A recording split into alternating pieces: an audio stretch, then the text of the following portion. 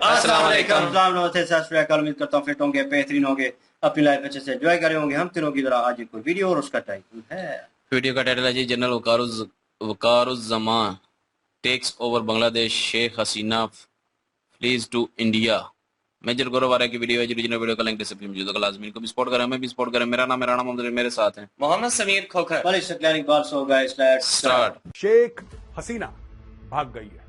आखिर बांग्लादेश भी पाकिस्तान का हिस्सा था। एक तीस्ता रिवर का प्रोजेक्ट दे दिया जाता है भारत को, और फिर लोगों ने चढ़ाई कर दी शेख हसीना के घर पे, जो ऑफिशियल प्राइम मिनिस्टर का घर था, उसके ऊपर चढ़ाई कर दी।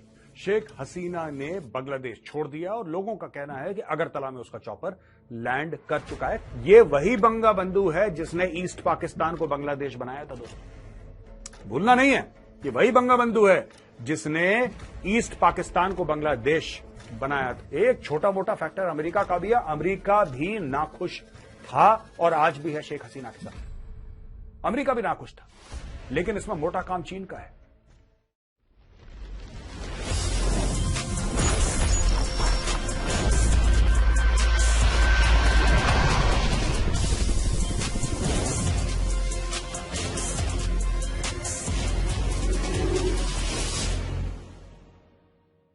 जय हिंद दोस्तों, मैं हूं मेजर गौरव आर्या और आप देख रहे हैं द चाणक्य डायलॉग्स। इस वीडियो को लाइक करिए, हमारे चैनल को सब्सक्राइब करिए, बेल आइकन दबाना बिल्कुल मत भूलिएगा। दोस्तों, शेख हसीना भाग गई है।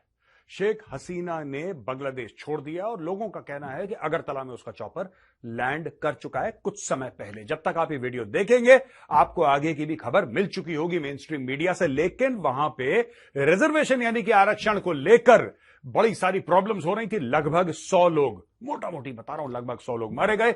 और फिर लोगों ने चढ़ाई कर दी शेख हसीना के घर पे, जो ऑफिशियल प्राइम मिनिस्टर का घर था, उसके ऊपर चढ़ाई कर दी। और दोस्तों, ये कुछ फोटोग्राफ्स हैं जिसमें आप देख सकते हैं किस तरीके से लोग उसके घर में जा रहे हैं, उसका फर्नीचर चोरी कर रहे हैं। आखिर बांग्लादेश भी पाकिस्तान का हिस्सा था एक टाइम पे। आपको याद होगा 9 मई को पाकिस्तानियों ने क्या करा था जब घुस गए थे कोर कमांडर लाहौर के घर में। उसके घर से भी उन्होंने कोरमा चुराया था, मोर चुराई थी, स्ट्रॉबेरी चुराए थे, सब्जी, दाल, चावल, सब कुछ चुरा लिया था। वैसे ही बांग्लादेशियों ने शेख हसीना के घर में घुस के उसका फर्नीचर चुरा लिया, पता नहीं क्या क्या और चुरा लिया वहां पे, सेम टू सेम। और यहां पे आप फोटोग्राफ देखिए कि बंगा बंधु, जिसको लोग कहते हैं बंगा बंधु, शेख मुजीबुर रहमान, उसकी मूर्ति के ऊपर एक बंदा चढ़ा हुआ है और हथौड़े से उसकी मूर्ति तोड़ रहा है। यह वही बंगा बंधु है जिसने ईस्ट पाकिस्तान को बांग्लादेश बनाया था। दोस्तों, भूलना नहीं है, यह वही बंगा बंधु है जिसने ईस्ट पाकिस्तान को बांग्लादेश बनाया था। और एक जमाने में दोस्तों, पाकिस्तानी फौज ने इसके परिवार की हत्या की साजिश करी थी और भारतीय सेना थी जो इनके पूरे परिवार को सेफली वहां से निकाल के इंडिया लेकर आई। अच्छा दोस्तों, ये तो होगी बैकग्राउंड स्टोरी। अब हुआ क्या है वहां पे? हुआ यह है कि लोग चले गए प्रधानमंत्री निवास के अंदर। ये चुपचाप भागी कार से, एक एयरफील्ड में गई, चॉपर पकड़ा, मिलिट्री का चॉपर, और मिलिट्री का चॉपर टक टक टक टक करके वो इंडिया में लैंड कर गया। वहां पे वकारुज़्ज़मान कौन है? Chief of army staff of the Bangladesh army. उसने पूरे देश से खिताब करा, देश को एड्रेस करा और देश को यह बोला कि बॉस, बहुत हो गया, it's too much, we are taking over, we take full responsibility. हमने सारी पॉलिटिकल पार्टी से बात कर ली है। लेकिन यह फौज का तख्ता पलट करना, क्या यह पहली बार हो रहा है बांग्लादेश में? नहीं दोस्तों, आपको पता है 1971 में बांग्लादेश बना था और जिसने बांग्लादेश बनाया, शेख मुजीबुर रहमान, इस फौज ने उसी मुजीबुर रहमान की हत्या कर दी थी। तो ये जो इसकी फौज की कारकर्दगी है, this is not new, this is not something that is new. मैं आपको अब पढ़ के बताता हूं और आपको इंटरेस्ट होगा, तब आपको समझ में आएगा ये सब हो क्यों रहा है बांग्लादेश में। ये देखो साहब, अब मैं पढ़ के ही बता देता हूं। आपको सामने लिखा हुआ है अगस्त 15 माफ करना 1975 को first major coup when Sheikh Mujibur Rahman was assassinated. दोस्तों, इस पूरे कांड में 6 बांग्लादेश के अफसर मुलव्विस थे और इनमें से शामिल मेजर सैयद फारूक रहमान, मेजर खांडकर अब्दुल रशीद, इन दोनों ने मिलकर शेख मुजीबुर रहमान की हत्या करी, उसके परिवार को भी मार दिया।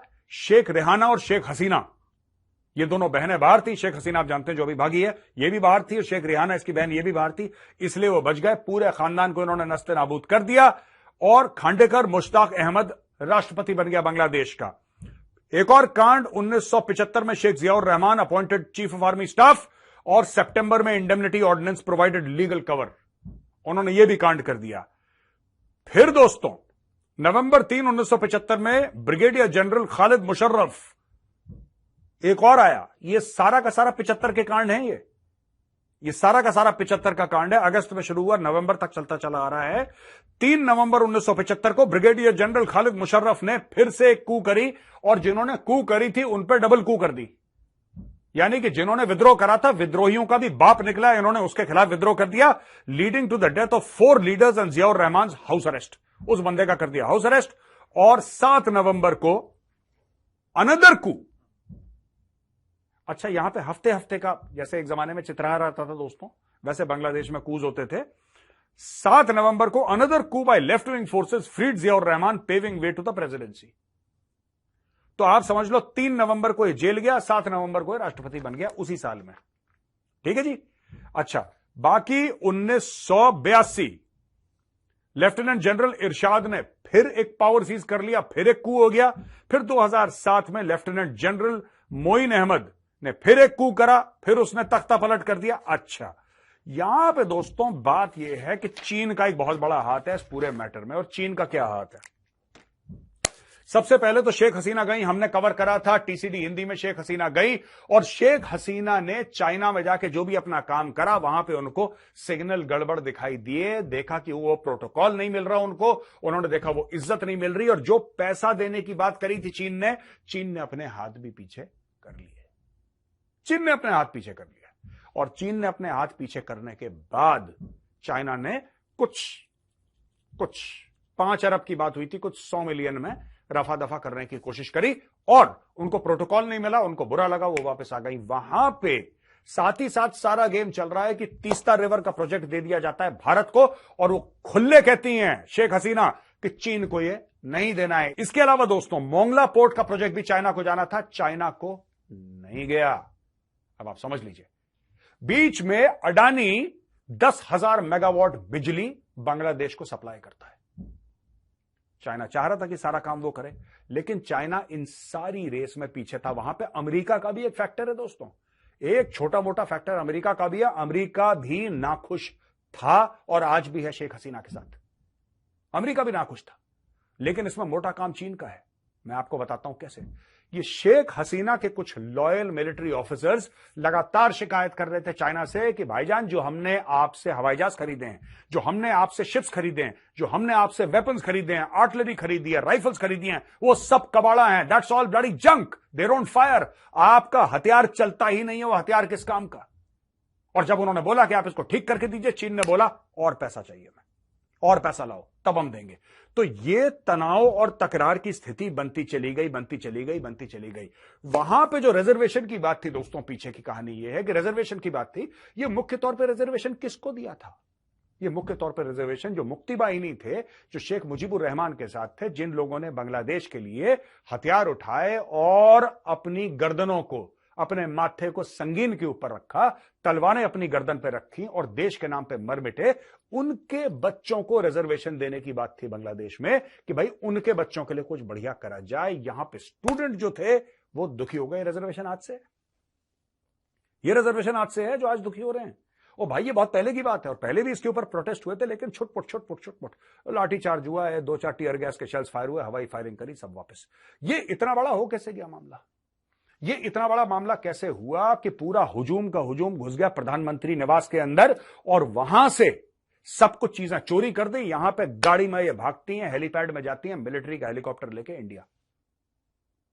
भाई साहब, इतना आसान है? ये इतना आसान है? आपको लग रहा है ये बिल्कुल कोई मालपुआ है जो खा गया? नहीं, ये बाहर से मैन्युफैक्चर करा गया। ये जो पूरा प्रोटेस्ट है दोस्तों, ये ऑर्गेनिक नहीं है। This is not an organic protest. ये बाहर से, हां ठीक है, सारे के सारे जो इसके फैक्टर्स थे, मैं मना नहीं कर रहा, all the factors that are there are local. चाहे वो रिजर्वेशन का मामला हो, चाहे heavy handedness of the government हो, चाहे गवर्नमेंट का है शूट एट साइट, चाहे स्टूडेंट्स से ना बात करनी। ये जो पूरा स्टूडेंट्स का मामला है, नया नहीं है। जो बांग्लादेश भी बनाया था, शुरू में जो स्ट्रगल हुआ था दोस्तों 1948 में, मोहम्मद अली जिन्ना जाता है ढाका। मोहम्मद अली जिन्ना जाता है ढाका, वहां पे सबके सामने यह फरमाइश करता है कि साहब पूरे पाकिस्तान में उर्दू बोली जाएगी। जब उसके सामने उसकी हैकलिंग हुई थी जिन्ना की, वो भी बांग्लादेश के स्टूडेंट्स ने करी थी दोस्तों। जब 1 यूनिट प्लान आयूब खान ने बोला कि नहीं 1 यूनिट प्लान होगा और पूरा सब लोग उर्दू बोलेंगे, और उसके बाद जो बांग्लादेश में जितना भी कांड हुआ, इंक्लूडिंग दैट इलेक्शन जिसमें शेख मुजीबुर रहमान को एब्सोल्यूट मेजॉरिटी मिली थी और जुल्फिकार अली भुट्टो ने मना कर दिया था कि नहीं जाओ, आपको नहीं बनाते हम प्रधानमंत्री पाकिस्तान का। उसके बाद जो फसाद हुए थे वो भी स्टूडेंट्स ने करे थे। तो स्टूडेंट पॉलिटिक्स जो है दोस्तों, ये 1947 से जब वो ईस्ट पाकिस्तान था तब से ये स्टूडेंट पॉलिटिक्स चलती चली आ रही है, लगातार दर लगातार। आगे चल के क्या होगा नोबडी नोज, हमें नहीं पता आगे चल के क्या होगा दोस्तों, लेकिन इतनी बात तय है कि Sheikh Hasina, she is now in her 70s, उनका मैटर खत्म हो गया। लेकिन एक और चैप्टर में आपको बताता चलूं ये वीडियो खत्म करने से पहले दोस्तों, तब भी ताकतें थी जो शेख मुजीबुर रहमान के खिलाफ खड़ी थी। वो ताकतें थी जमातुल इस्लामी की, वो जमात की ताकतें थी जो पाकिस्तान की लॉयल थी, जो रेडिकल इस्लामिस्ट थी, जो मौदूदी का जो नजरिया था उसको मानती थी। वो ताकतें आज भी बांग्लादेश में हैं। वो वही ताकतें हैं जमात इस्लामी से मोटिवेटेड, जो ब्लॉगर्स की गर्दनें काटती हैं, जो वायलेंस करती हैं माइनॉरिटीज के खिलाफ। These are the same people and the same people are now slowly and slowly clawing their way back to power, दोबारा गद्दी पे बैठने वाले हैं। आज का वीडियो इतना ही। मैंने सोचा कि जल्दी से आपको एक खबर दे दूं, क्योंकि यह खबर हर घंटे बदलेगी दोस्तों। आप भी टेलीविजन देखते रहिएगा और अगर मोटी खबर आती है तो कल फिर हम इसी टॉपिक को उठाएंगे। Thank you for watching this video. अगर वीडियो पसंद आए तो इस वीडियो को लाइक करिए, हमारे चैनल को सब्सक्राइब करिए, बेल आइकन दबाना बिल्कुल मत भूलिएगा। जय हिंद, वंदे मातरम, भारत माता की जय।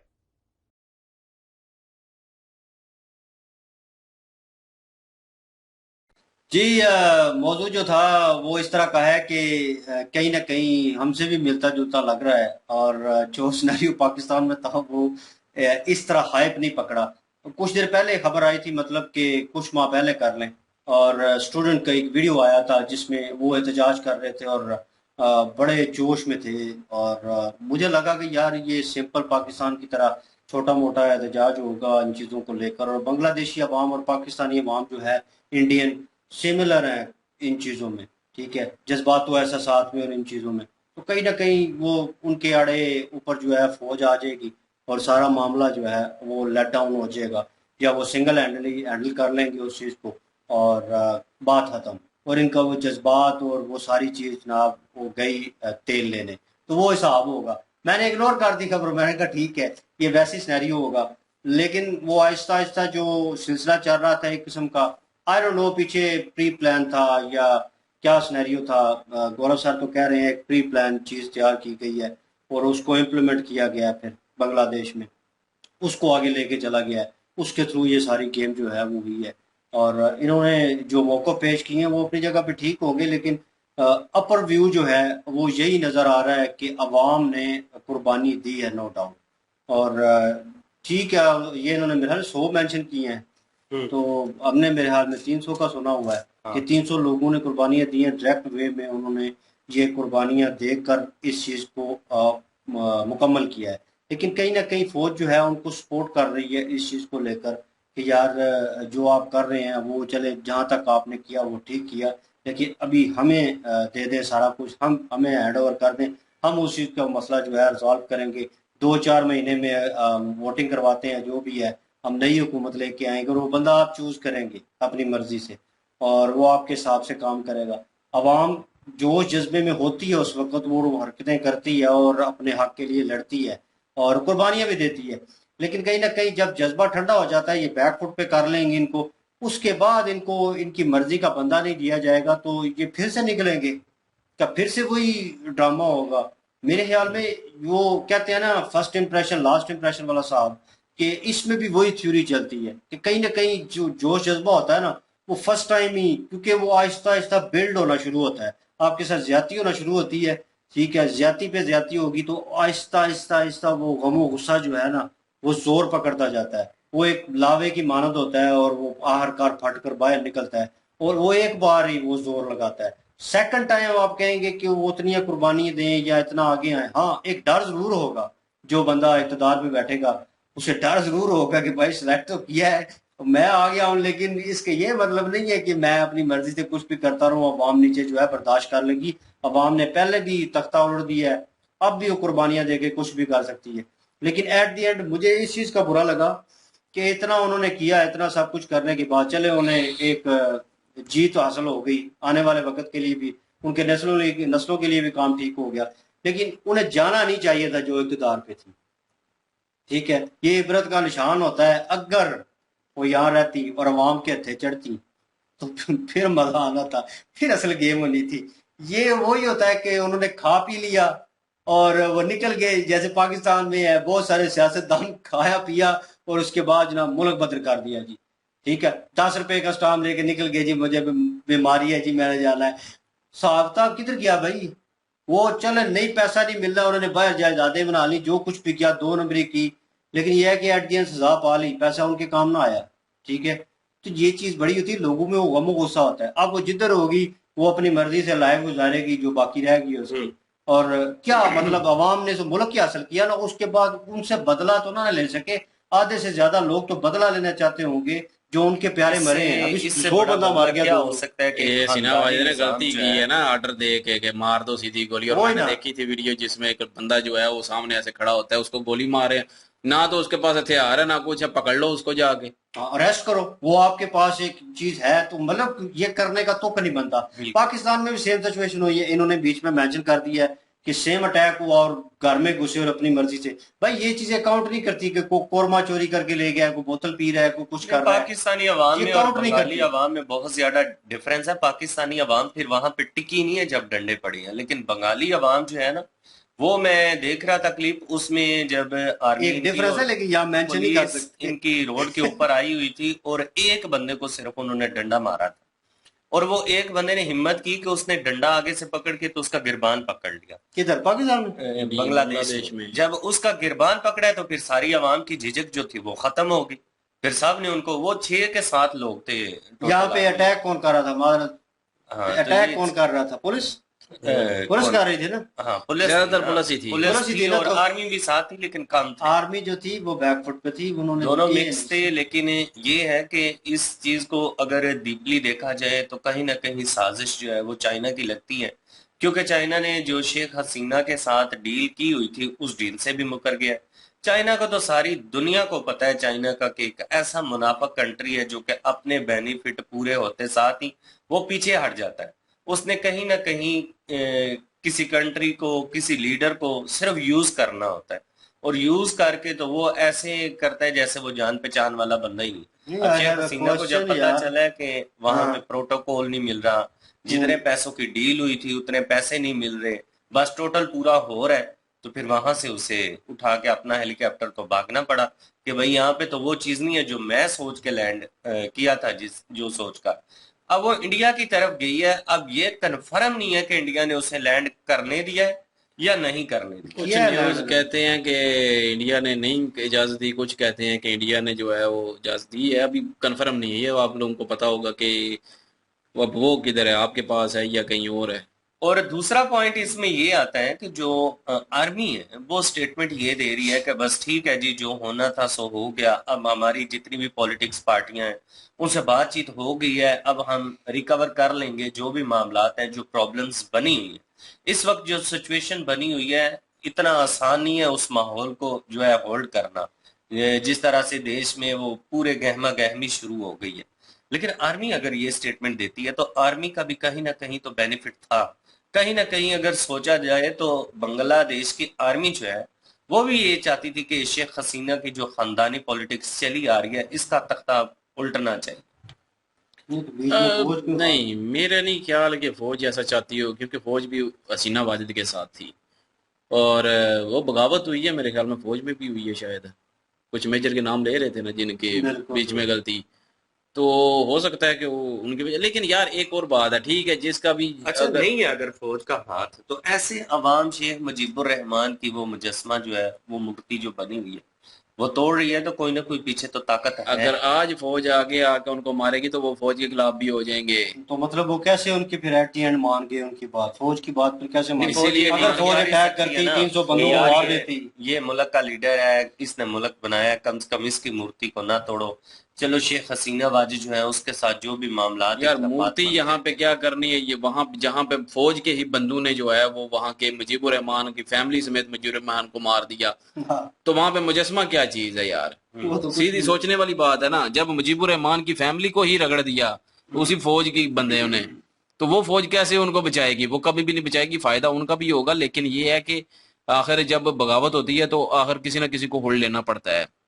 तो वो फौज है इस टाइम उस वहां पे जो फौज बनी हुई है, एक आर्मी बनी हुई है, एक दायरा बना हुआ है, तो वो दायरे ने होल्ड लिया है, उन्होंने यकीन दहानी करवाई है कि सारा कुछ ठीक हो जाएगा।